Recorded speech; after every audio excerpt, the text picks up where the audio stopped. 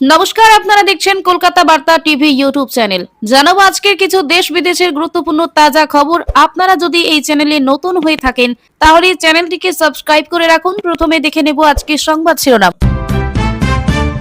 কোন রকমে আমার প্রাণটা বেঁচেছে, হাউ হাউ করে কাঁদছেন মিতালি বাগ, ভর্তি করা হলো হাসপাতালে। বিজেপি সমর্থক দাদার জারি আগুন ধরালো টিএমসি সমর্থক ভাই তপ্ত নন্দীগ্রামে। দ্বিতীয় দফার ভোটে হাত লাগালি 4 মিনিট পর জেলের ভিতরে থাকতে হবে, হুঙ্কার অমিত শাহের। আমার কানে যখন এসে পৌঁছেছে, ধনেখালি সভা থেকে কি বিষয়ে সতর্ক করে গেলেন অভিষেক। উত্তরে দিতে পারেননি মামলাকারীর পক্ষের আইনজীবী, হাইকোর্টে খারিজ শুভেন্দুর প্রার্থীপদ বাতিলের আবেদন।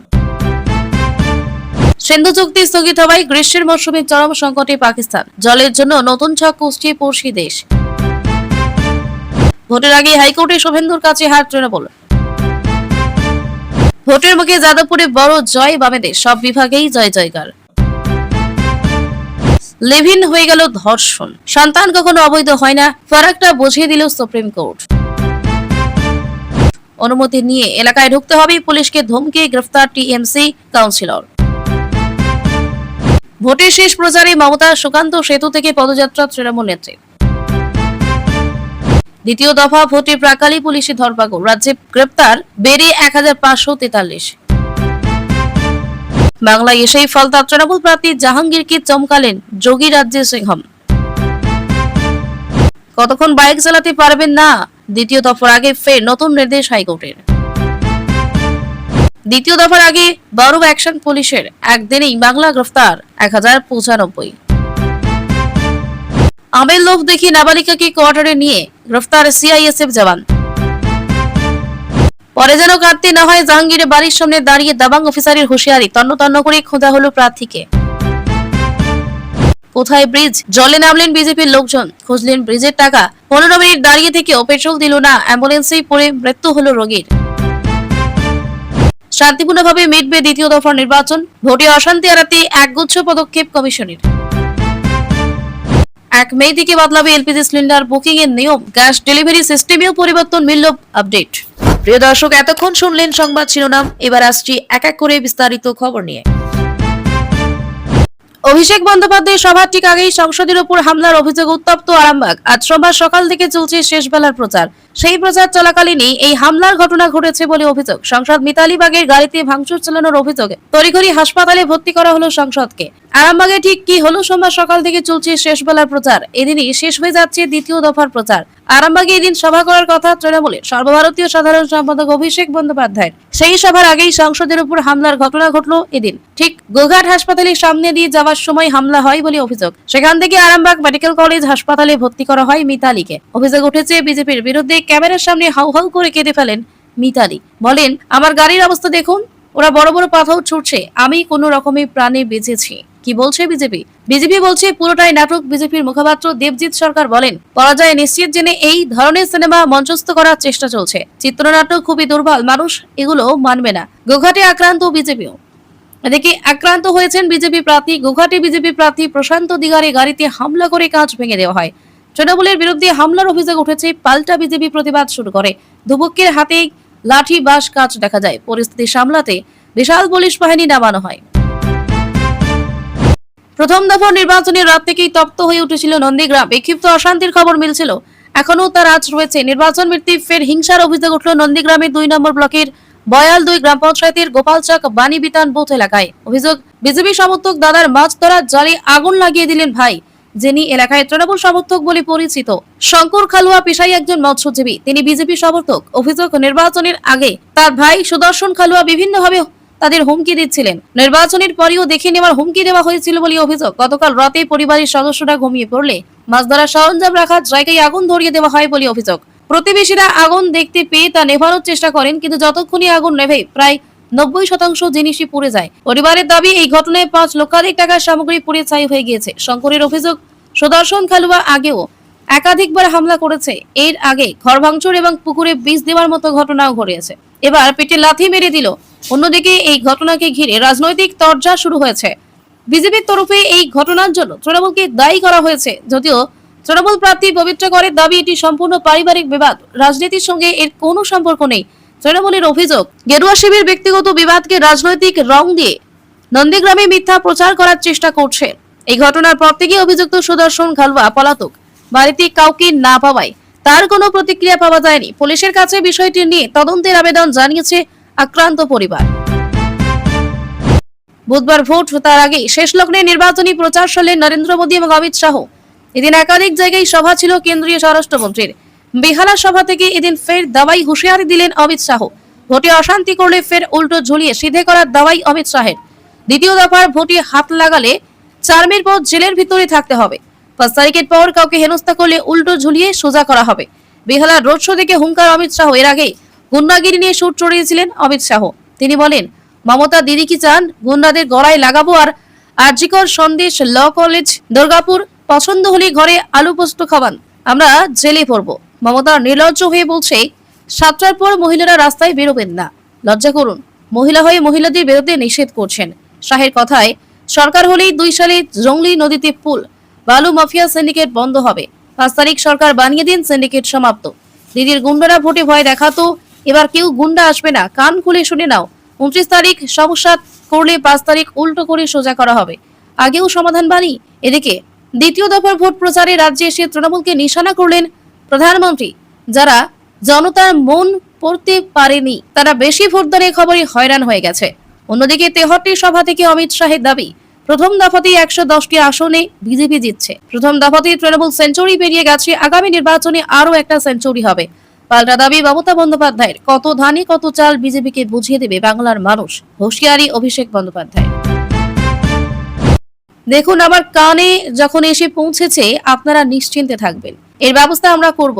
ধনিয়াখালীর কংসারীপুর মাঠে জনসভা থেকে এমনই আশ্বাস দিলেন অভিষেক বন্দ্যোপাধ্যায়। কিন্তু কি বিষয়ে এই মন্তব্য? তৃণমূলের সর্বভারতীয় সাধারণ সম্পাদকের ধনেখালী তৃণমূল কংগ্রেস প্রার্থী অসীমা পাত্রের সমর্থনে দিন দ্বিতীয় শেষ দফার ভোট উপলক্ষে প্রচার করেন অভিষেক।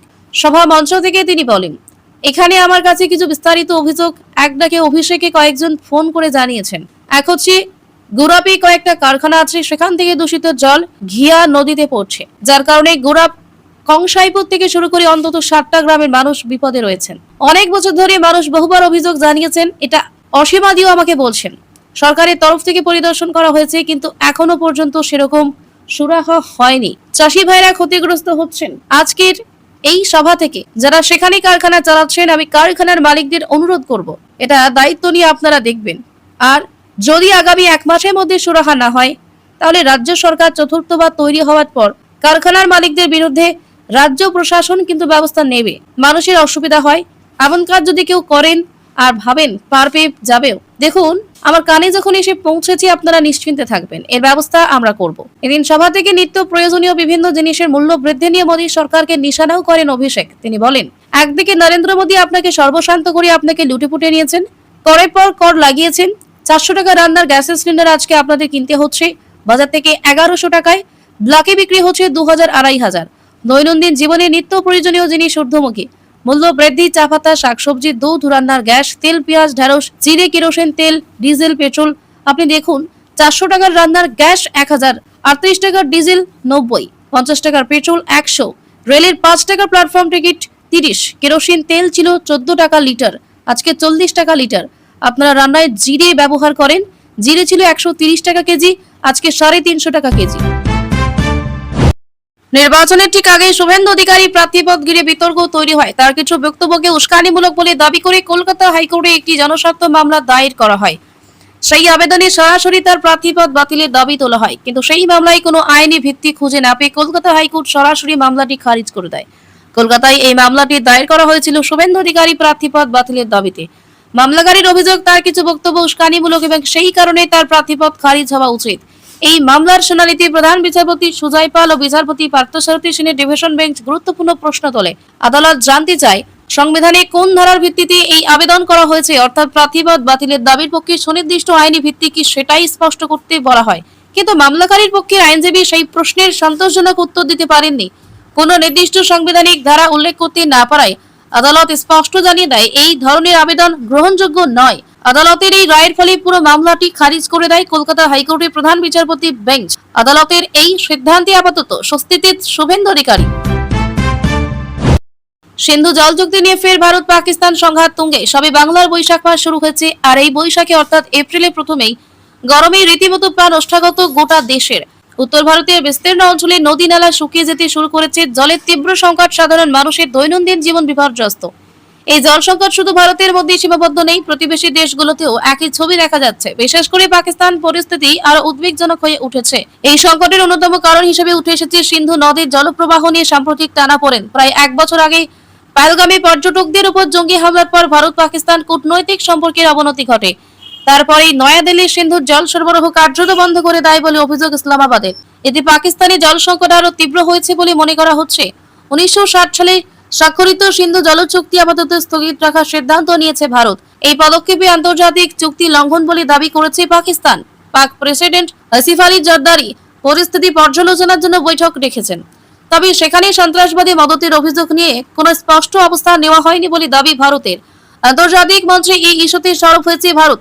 রাষ্ট্রসংঘের এক অনুষ্ঠানে ভারতের স্থায়ী প্রতিনিধি পি হরিশ জানান, চুক্তির কথা বলার আগে মানব জীবনের নিরাপত্তা নিশ্চিত করা জরুরি। তার কথায়, সন্ত্রাসবাদকে রাষ্ট্রনীতির হাতিয়ার হিসেবে ব্যবহার বন্ধ না করলে এই চুক্তি নিয়ে কোনো আলোচনা সম্ভব নয়। তিনি আরো বলেন, দায়িত্বশীল আচরণ দুই পক্ষেরই হওয়া প্রয়োজন।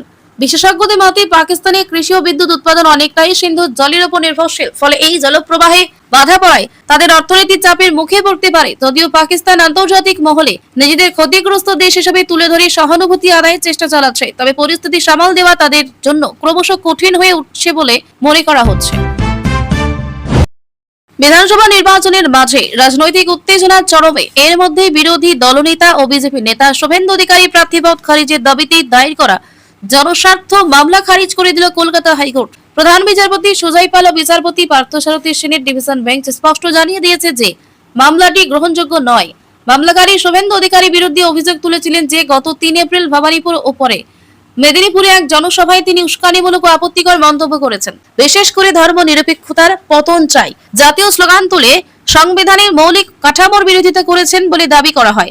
মামলায় প্রার্থনা ছিল এই ধরনের মন্তব্যের কারণে শুভেন্দু নন্দীগ্রাম বা অন্য কোনো আসনের প্রার্থীপদ বাতিল করা হোক। কিন্তু শুনানির সময় আদালত মামলাকারীর পক্ষে আইনজীবীদের কাছে সরাসরি প্রশ্ন করে সংবিধানে কোন ধারায় দাঁড়িয়ে এই প্রার্থীপদ বাতিলের আবেদন জানানো হয়েছে।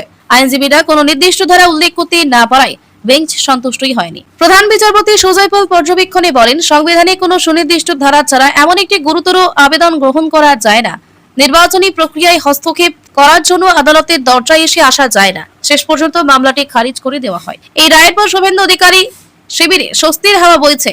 বিজেপির নেতারা বলছেন, তৃণমূলের রাজনৈতিক ষড়যন্ত্র আরেকবার ব্যর্থ হয়েছে। শুভেন্দু নিজে এই মামলাকে রাজনৈতিক প্রতিহিংসা বলে উড়িয়ে দিয়েছেন। তার মতে বাংলায় হিন্দু ভোটারদের মধ্যে জাগরণ ঘটানোর চেষ্টাকে কিছু মহল সহ্য করতে পারছে না। নন্দীগ্রাম থেকে তার মনোনয়ন ইতিমধ্যে জমা পড়েছে এবং তিনি আত্মবিশ্বাসী যে জনতার সমর্থনে তিনি জয়ী হবেন। রাজনৈতিক বিশ্লেষকেরা বলছেন, নির্বাচনের আগে এই ধরনের মামলা দায়ের করে বিরোধী নেতাদের চাপে রাখার চেষ্টা চলছে। কিন্তু আদালত যেভাবে আইনের কঠোরতা মেনে মামলা খারিজ করেছে তাতে প্রমাণিত হয় যে নির্বাচনী লড়াইয়ে আদালতকে রাজনৈতিক অস্ত্র হিসেবে ব্যবহার করা সহজ নয়। মামলাকারী পক্ষ অবশ্য বলছে, তারা উচ্চতর আদালতে যাওয়ার